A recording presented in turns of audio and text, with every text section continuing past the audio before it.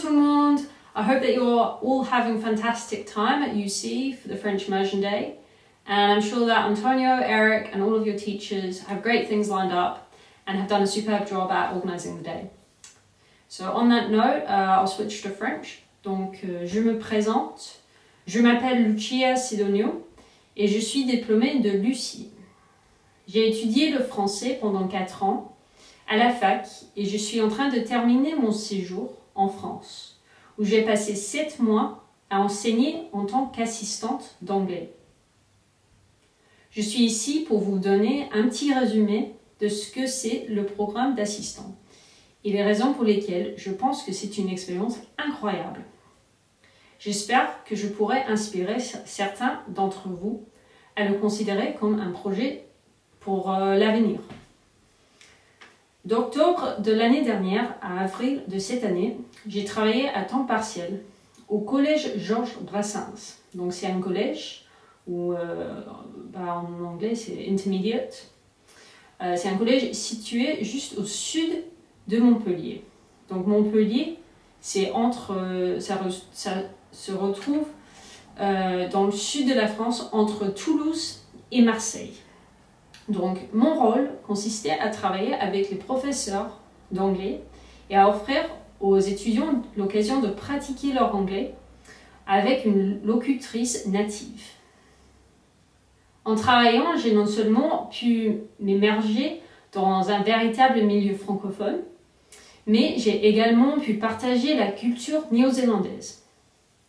De travailler dans cet environnement a été incroyablement enrichissant pour moi, car mes interactions quotidiennes avec les élèves français m'ont offert une expérience française authentique.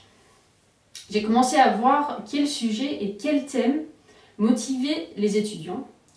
En faisant cela, j'en ai appris davantage sur les valeurs françaises et ce qui est important dans la société française. Par exemple, certains des plus jeunes élèves étaient un peu coquins et n'ont pas pu s'empêcher de me rappeler à plusieurs reprises la défaite des All Blacks contre la France l'année dernière pendant la Coupe du Monde de rugby. J'ai découvert très vite que les étudiants étaient extrêmement fiers de leur exploit sportif, tout comme la Nouvelle-Zélande. C'était vraiment intéressant de retrouver ces similitudes culturelles. Et la France partage clairement le même amour du rugby que la Nouvelle-Zélande. Le netball, cependant, est une autre histoire.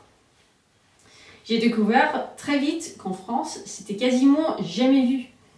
C'est pour cette raison que j'ai été surpris d'apprendre qu'il existait un club basé à Montpellier, qui est un des rares clubs en France. Et en m'inscrivant au club, j'ai pu participer au tournoi, ce qui était vraiment génial, car cela m'a permis de rencontrer de nouvelles personnes et de visiter des endroits différents en France. Quand je ne jouais pas au netball ou je ne travaillais pas, j'ai pu vraiment profiter de la France et notamment la gastronomie et des beaux paysages. Ce sera un sacrilège de parler d'une expérience en France et de ne pas évoquer la nourriture. Chaque dimanche matin, par exemple, il y avait un marché qui se retrouvait à seulement 10 minutes à pied de mon appartement. Et j'ai pu me sentir comme un vrai local quand j'étais avec ceux qui vendaient les produits délicieux. Et je revenais presque chaque semaine pour les œufs, le fromage, les baguettes. C'était parfait. J'ai pu découvrir davantage des spécialités locales en voyageant pendant mes jours de congé. En prenant le train, j'ai visité Toulouse, Carcassonne, Arles, Avignon, Marseille et Nice. Et c'était des voyages qu'on pouvait facilement visiter à un week-end depuis Montpellier. Donc oui, voilà. Et bon, pour la dernière partie, je repasse à l'anglais. So just to wrap up, the experience that I had in France was fantastic. It was really great. The assistant job was a lot of fun, and the time working at the school really did just fly by. For many of you, learning a second language, it may be daunting, but persistence is key, and trust me, the results are incredibly rewarding.